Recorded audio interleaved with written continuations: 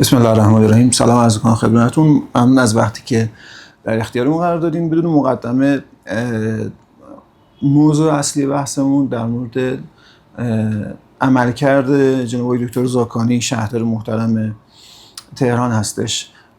بفرمایید که از نظر شما به عنوان عضو شورای محترم شهر عملکرد ایشون چطور بوده توی این مدتی که ایشون به عنوان شهردار منصوب شدن؟ خیلی ممنون. من به نظرم هر کس در مسئولیتی میشینه قاعدتاً نقاط قوتی داره و همینطور نقاط ضعف و این خیلی امر طبیعی هست. آقای زاکانی هم از این قاعده مستثنا نیستن، هم قوت‌هایی در کارشون هست هم ضعف‌هایی. اما به نظر میرسه که با توجه به اینکه آقای زاکانی پیش از این مسئولیت اجرایی نداشتن و بیشتر نقش نظارتی و نقش مطالبه گری در جنس کارشون بود، ورود به یک کار اجرایی طبیعتاً با چالش‌های زیادی برای ایشون مواجه بود و شاید با توجه به اقتضاعات شهر انتظار بود خیلی کارهای بزرگتر، قوی‌تر و اثر بخشتری بشه و بنابراین به نظر میرسه که آقای زاکانی به همه اون چه که ما فکر میکردیم یا شاید خودشون فکر میکردن در این دوره نرسیدن. مهمترین نقطه ضعف و نقطه قوت ایشون خیلی خلاصه اگه بخوایم بگین چیا بوده؟ من به نظرم یک، نداشتن تجربه کاری و در واقع مطالعات و حوزه‌های علمی ایشون در طول سنوات گذشته مرتبط با مدیریت شهری نبود.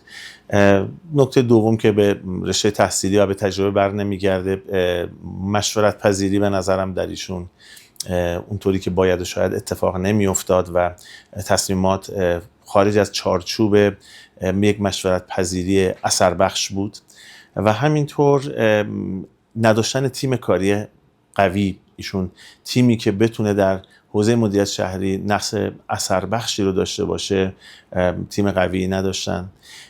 انسجام نداشتن در مدیریت خودشون، چه در برنامه ها و چه در عوامل اجرایی. ما شاهد تغییرات خیلی زیادی در دوره ایشون بودیم و تقریبا هیچ مدیری در دوره ایشون یک ثبات معقولی در ارتباط با کار نداشته. ما از مدیران چند ساعته و چند روز و چند ماهه داشتیم و به ندرت مدیر چند ساله داشتیم در دوره مدیریت ایشون. بخش از مشکلات اینا بود. البته به همین حد فعلا اجازه بدید بسنده کنیم. قوت ایشون چی بوده؟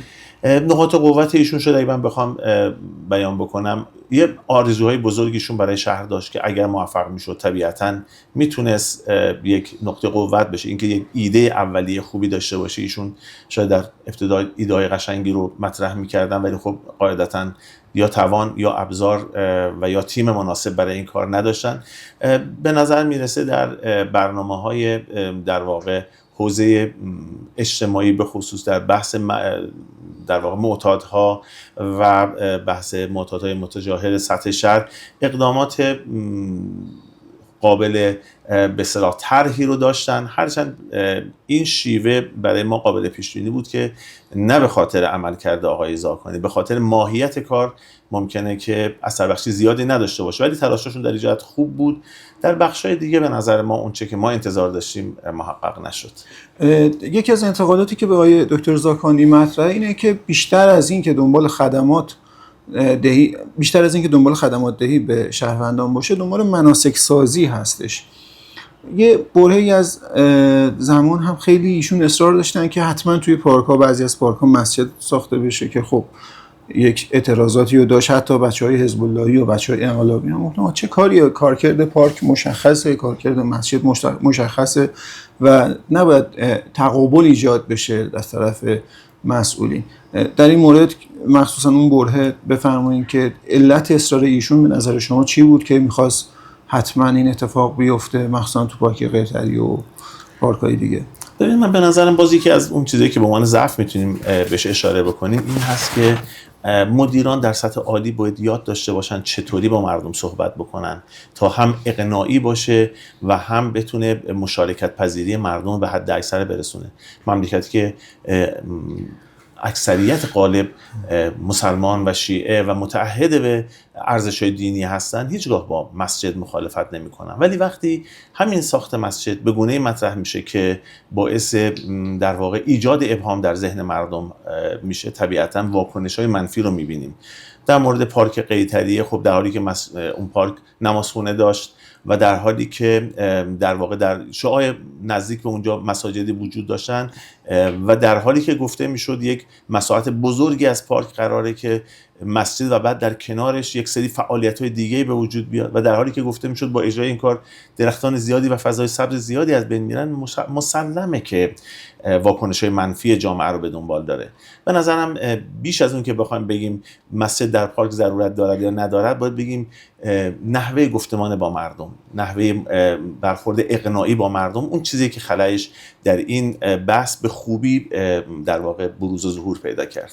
من خاطرم هست در همون روزهای اول این شورای ششم ما مصوبه‌ای داشتیم که در مورد بحث تعارض منافع بود. اعلام کردیم نه تنها مدیران شهرداری نمیتوانند منتصبین خودشون رو در دوره‌ای که مدیر هستن به سمت‌هایی بگمارن، حتی اعضای شورای شهر هم نمیتونن بستگان و منتصبین خودشون رو در مشاغل شهرداری در مادامی که در عضویت شورای شهر هستن به کار بگیرن. الان این سمت رسمی داره داماداری؟ همین عرض میکنم. آقای زاکانی در ابتدا حکم مشاور برایشون صادر کردن و این حکم علنی شد. خب هم واکنش‌های منفی اجتماعی رو ما داشتیم، هم اعضای شورا به استناد همین قانون این ایراد رو بهشون منتقل کردن. ایشون گفتن من در پاسخ به خواست مردم این حکم رو ابطال میکنم، ولی فقط یک کاغذ ابطال شد. در عمل ایشون از دامادشون استفاده کردن و حتی به صراحت در جلسات بعدی که ما مورد سوال قرار دادیم که چرا شما همچنان دارید از داماد استفاده میکنید، گفتن که من از هر مشاوری که بتونه به مشورت بده استفاده میکنم، از جمله دامادم. یعنی عملاً اون مصوبه رو نادیده گرفتن. اما موضوع فقط در حد یک مشاور نبود. مداخلات گسترده ایشون در عمده امور شهرداری تهران به گونه‌ای شد که اعضای شورای شهر واکنش نشون دادن. نامه رو به امضای فکر می‌کنم 9 نفر از اعضای شورای شهر برای ایشون و برای جناب مهندس چمران ریاست محترم شورا نوشته شد که این نه تنها خلاف قانونه بلکه رویه‌های شهرداری رو هم دچار آسیب کرده. اما متاسفانه ایشون وقعی به این موضوع نگذاشتن. همچنان داماد در انتصابات، همچنان داماد در پروژه ها، همچنان داماد در وظایف جاری مداخلات گسترده و بی‌محابایی دارن که به هر تقدیر بعد از چند بار طرح موضوع این نتیجه اثر بخش و قابل قبولی رو ما ندیدیم و نه تنها ندیدیم که همچنان این فرایند ادامه پیدا کرد. مشخصا چه دخالتایی دارن توی شهر؟ اون جایی که برجسته تر هست در حوزه هایی که به نوعی منتسب به فناوری، منتسب به آیتی، منتسب به نرم افزار و سخت افزار میشه، ایشون رد پاشون دیده میشه، در جلساتشون شرکت میکنن، در هیئت مدیره هاشون گاهی اوقات با اذن ایشون این تصمیمات به اجرا در میاد. افراد برای اینکه سمتی رو مشغول به کار بشن، مصاحبه هاش حتی توسط ایشون انجام شده و ایشون با ایشون در واقع توافقات برای پذیرش مسئولیت رو انجام میدن و بعد هم هر کجا که باب میل ایشون اتفاق نیفته اون مدیر بلافاصله عزل میشه، برکنار میشه و دیگه من فکر نمی‌کنم بیشتر از این نیاز باشه عمق مطلب رو ما بیان بکنیم. حضور ایشون نقش موثری داشته یا نه مخرب بوده و آسیبزا بوده؟ من فکر می‌کنم هیچ مخرب‌تر از این نیست که قانون نادیده بگیریم. وقتی مصوبه و قانونی داریم، اگر این فرد هر چقدر توانایی داشته باشه برخلاف قانون حرمتش بالاتر از هر چیزی. این در نکته اول. دو، نه ما هیچ اتفاق موثری از حضور ایشون ندیدیم، بلکه آسیب‌ها و خسارت‌های گسترده در شهرداری تهران دیدیم. بارها در صحبت‌های بنده در صحن شورای موضوع مطرح شد و بقیه دوستانم که نوع مداخلات ایشون نه تنها اثر بخش نبوده بلکه خسارات گسترده‌ای هم در خیلی موارد ایجاد کرده. میتونیم مصداقی‌تر بگین که چه خسارتی؟ به عنوان مثال در حوزه سیستم‌های هوشمند حمل و نقل شهری شما می‌بینید تقریباً تمام سیستم‌های شهری الان خوابیده یا در آستانه خوابیدن کامل. گزارشات سازمان‌های نظارتی هم حکایت از این موضوع داره که این سیستم‌ها آسیب بسیار جدی و گسترده دیدن. در حوزه فاوا به همین ترتیب هست. در بقیه بخش‌ها در واقع برخلاف رویه‌ها و مصوبات شورا اقداماتی در بعضی از مجموعه انجام شده، مثل مؤسسه رایان شهر که در اونجا پروژه‌هایی رو بردن برخلاف مصوبه شورای شهر، که اینا همه با در واقع مداخلات ایشون شکل گرفت. پروژه شکست خورده نرم افزار شهرزاد هم مربوط به ایشون یکی از مواردی که با مداخلات ایشون از پروژه شهرزاد است، شرکت کنترل ترافیک تمام موضوعات تجهیزاتیش که امروز به یک وضعیت بسیار نگران کننده رسید، نگران که ندیده در واقع هیچ امیدی باقی نمونده از این تجهیزات، با دخالت ایشون بوده. وضعیت فاوا که شما می‌بینید بعد از اون نفوذی که در سیستم شهرداری تهران که در همین دوره اتفاق افتاد و البته خیلی جای بحث و بررسی داره، هنوز حتی برگردوندن به وضعیت سابق امکان پذیر نشد. ضعف‌ها و اشکالات جدی که در سامانه شهرزاد وجود داره و تضییع حقوق مردم که این موضوع رو باز در صحن شورا تذکر دادیم، محصولاتی که در واقع با نظارت ایشون و مداخله ایشون و کنترل ایشون متاسفانه آثار بعدش همچنان باقی است. اون آسیب چرا هنوز، اون آسیبی که به سیستم شهری و فناوری وارد شدهش توی اون جریان هک چرا هنوز برطرف نشد؟ آسیب دقیقاً چی بود، چه کار کرد و اون چیزی که هنوز حل نشده چیست؟ بسیاری از بخشایش، تمام بخشای مربوط به حوزه فاوای شهرداری تهران در اون دوره آسیب دید، اما برگردوندن اینا به وضعیت اول خیلی از بخشش با زمان طولانی مواجه شد. بخشی از فعالیت‌ها هم هنوز به وضعیت عادی برنگشتن یا به کندی و با سختی و پیچیدگی در واقع اون دسترسی‌ها فراهم شده، که این در واقع نشانگر این است که حضور ایشون و مداخلات ایشون هم خیلی کارگشا نبوده.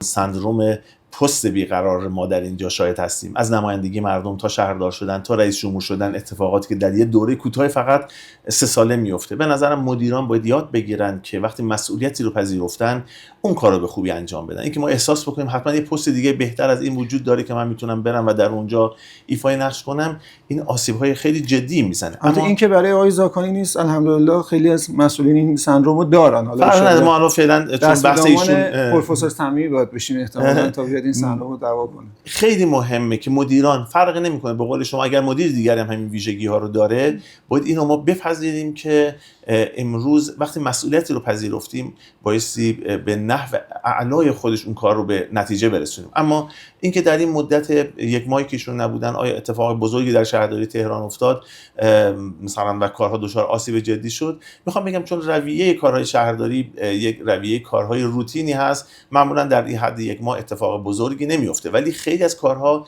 آثارش در بلند مدت دیده میشه. کجا این موضوع رو ما میتونیم راجع بهش صحبت کنیم؟ وقتی در طول 3 سالی که الان از دوره مدیریتیشون گذشته برخی از کارها هیچ اتفاقی در نیفتاده و اون جهش لازم رو ما ندیدیم، در این دوره شما آثاری نمیتونید ازش ببینید. آثارش کی دیده میشه؟ در 5 سال آینده. همونطور که در دوره شورای پنجم اینجا گفتن که ما میخوایم شهر رو ارزان اداره بکنیم و خیلی از کارها رو انجام ندادن تحت عنوان ارزان انجام مدیریت کردن شهر.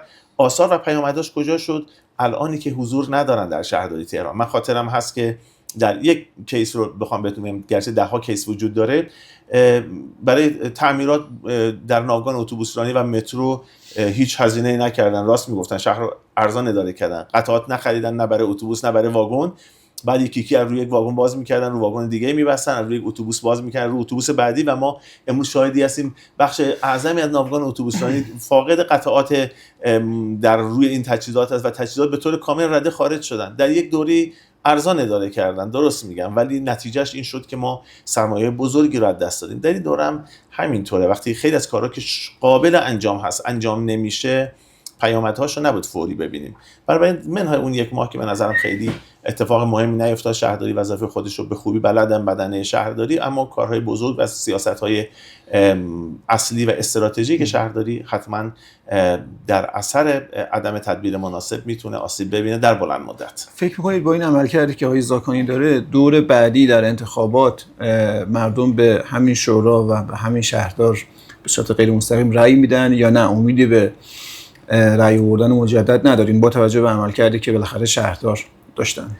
من عملکرد تا اینجا رو خیلی به اصطلاح بلند پروازانه که چرس کنم نمره خیلی عالی که بهش نمیدم، نمره در حد قبولی رو هم شاید به سختی بهش بدم، در حالی که ما میتوانستیم نمره عالی بگیریم. مردم کاری به اندیشه‌های سیاسی ما و گرایش‌ها و تمایلات ما ندارن. مردم عملکرد ما رو توی خیابون می‌بینن.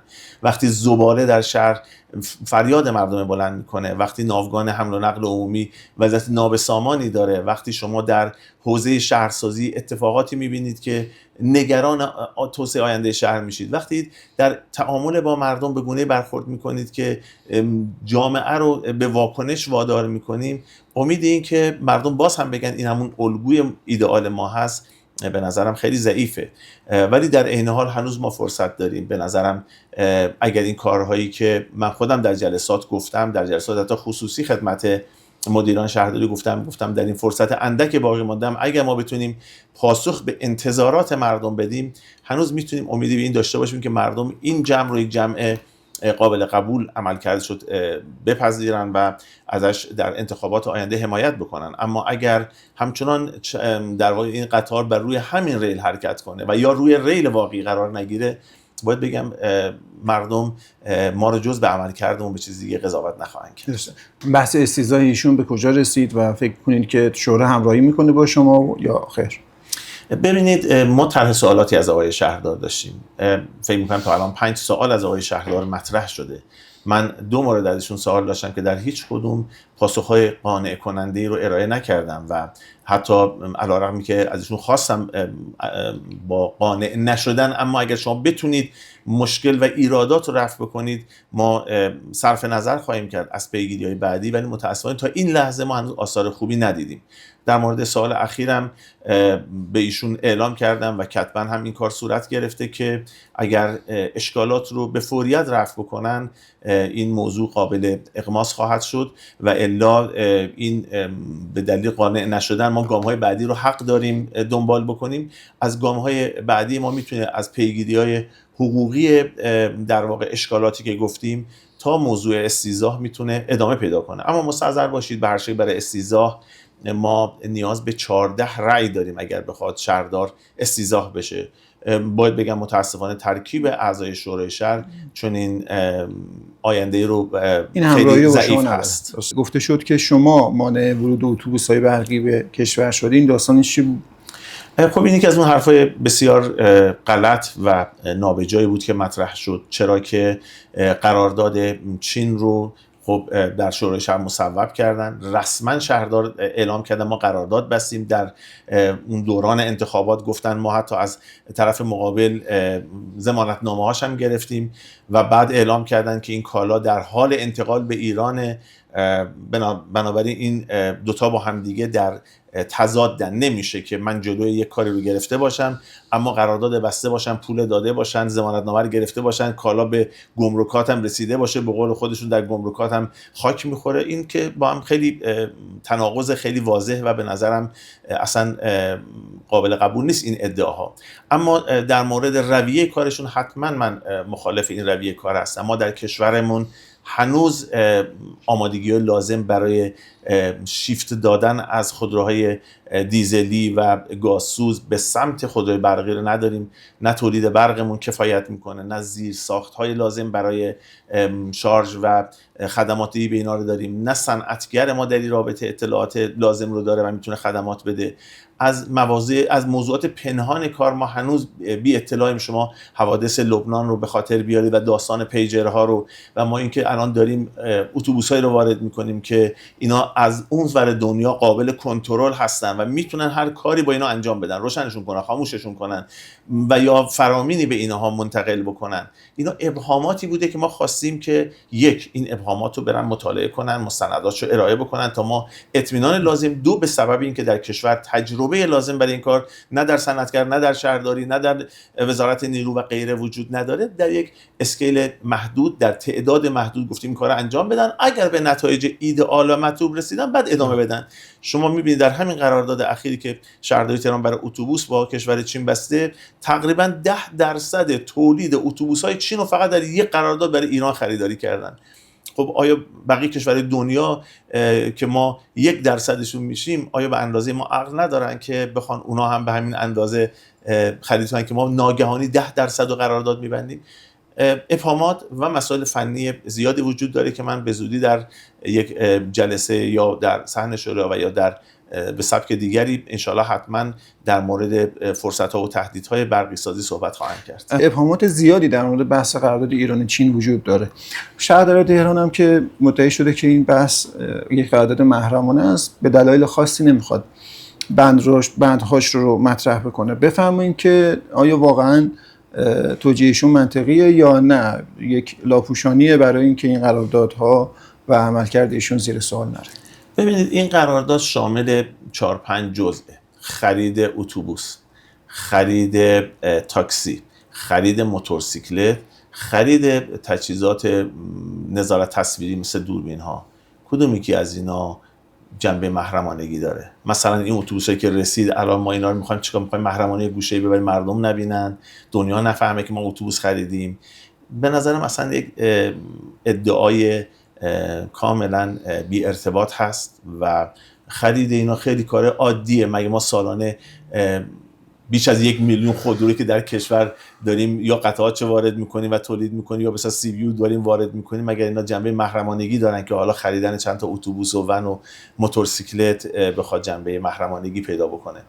اون چه که واجد ایراد هست، خب دستگاه نظارتی پیش از این ورود کردن، اشکالاتی در مورد روند این قرارداد داشتن که امیدوار هستیم شهرداری تهران اون ابهامات رو رفع بکنه تا این قرارداد بتونه جنبه عملیاتی پیدا کنه. ولی چیزی به لحاظ محرمانگی نداره به نظر. شما قرارداد رو مطالعه کردین کامل یا خیر؟ بعد از اینکه با تأخیر خیلی زیاد این قرارداد رو تحت عنوان محرمانگی به اعضای شورای شهر که خودشون در واقع شهردار منتصب نصب کردن، خودشون اجازه و بودجهش دادن، میگفتن محرمانه است، ولی با پیگیری خیلی زیاد نهایتا ما تونستیم یک نسخه از قرارداد کلیشو بگیریم. هنوزم قراردادهای جزئی رو به دست ما نرسیده، خیلی هم ما چیزی نداریم چون محصولش رسیده، یه داریم محصول رو میبینیم، ولی متاسفانه تحت همین عناوین قرارداد کلی رو با تأخیر دادن، قرارداد جزء رو هم که هنوز ما جزئیاتش ندیدیم. به نظرم یه ادعای خیلی نابجایی بود که مطرح کردن و همین هم در واقع باعث حساسیت‌های بیشتری شد که چرا باید شهرداری تهران با این رو تحت عنوان محرمانگی با پنهانکاری بخواد این کار رو انجام بده. این موضوع خیلی عادیه، بارها این خریدها در گذشته هم انجام شده، الان هم میتونه انجام بشه و من تا این لحظه چیزی ندیدم که از جنس محرمانگی درش باشه.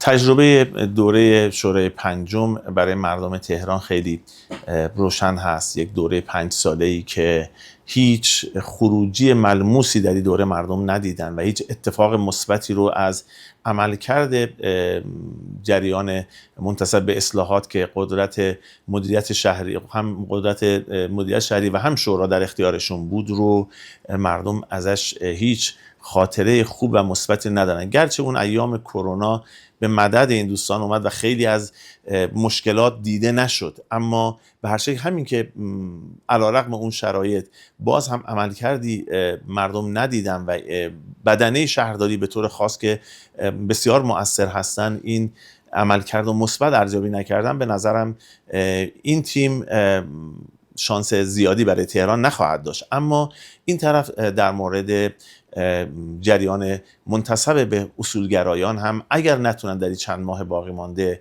انتظارات مردم رو پاسخ بدن، به نظر من اینا هم با داستان و سرنوشت مشابهی مواجه خواهیم شد.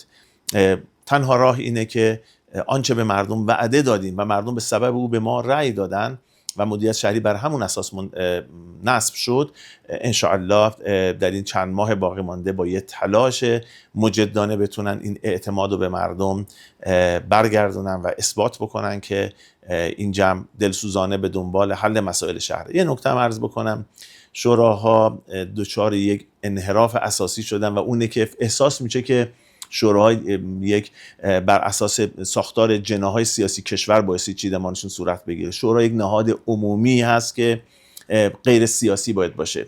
شورا قرار بر اساس نیازها و خواسته‌های مردم شهر و حل مسائل شهر در کنار هم دیگه جمع بشن. این که ما نگاه سیاسی داریم و ترکیب افرادی که میان هر بار از یک جریان سیاسی این کار رو در اختیار میگیرن و بعد قلع و قمع هایی که اتفاق میفته چه در بدنه شهرداری و چه در شیوه‌های کار کردن به نظرم لطمات بزرگی میزنه که امیدوارم شهر به سمت این بره که و انتخابات آینده که جریانات تندرو که عمدتاً به سمت تقویت در واقع تیم سیاسی خودشون هستن تغییر پیدا بکنه به سمت حقوق مردم شهر. من به سمت آقای پزشکیان یه سوال بپرسم. فکر میکنید که آقای زاکانی تا آخر میمونه یا نه؟ من پیش بینیم این هست که بخش ایشون تا آخر دوره خواهند بود. البته دلایلش رو در صحبت قبلی عرض کردم. ترکیب اعضای شورا به گونه‌ای که بعیده که این تغییر و تحولات اتفاق بیفته، ولی من احساسم بر اینه که دوران ایشون دوران به هر شکل پاسخگویی، دوران عمل کرده، دوران سوال کردن نخواهد بود و این مدت باقی مانده هم از این قابلیت به دور نخواهد شد. من عملکرد رسانه شهرداری به هیچ عنوان قابل قبول نمیدونم. به گونه‌ای در طولی مدت رفتار کردن که گویا این رسانه یک حزبه، در حالی که این بود رسانه شهرداری می بود. شما صحبت‌هایی که اعضای شورا در صحن مطرح میکنن ببینید چقدرش در روزنامه منتقل میشه. مطالبی که در اونجا منعکس میکنن چه افرادی رو عمدتاً، نه مطلقاً، عمدتاً مطرح میکنن. این رسانه بیشتر رسانه‌ایه که به نظر من نگاه حزبی داشته، نتونسته نقش حداقل به عنوان رسانه شهرداری رو لااقل بازی بکنه و شما دیدید که حمله هایی که به خانم سلیمانی شد و یا شیوه هایی که در واقع مسائلی که در شورا و شهر پیش میاد از واکنشایی که خودشون نشون میدن، همه حکایت از این داره که این رسانه سعی نکرده یا یک رسانه معتدلی باشه در این میانه و یا با نگاه شهروند مداری فعالیت خودش رو جلو ببره. عمدتاً مبتنی بر پیاده سازی دیدگاه‌های درون حزبی شباهت بیشتری داره تا یک رسانه، یک نهاد عمومی به نام شهر.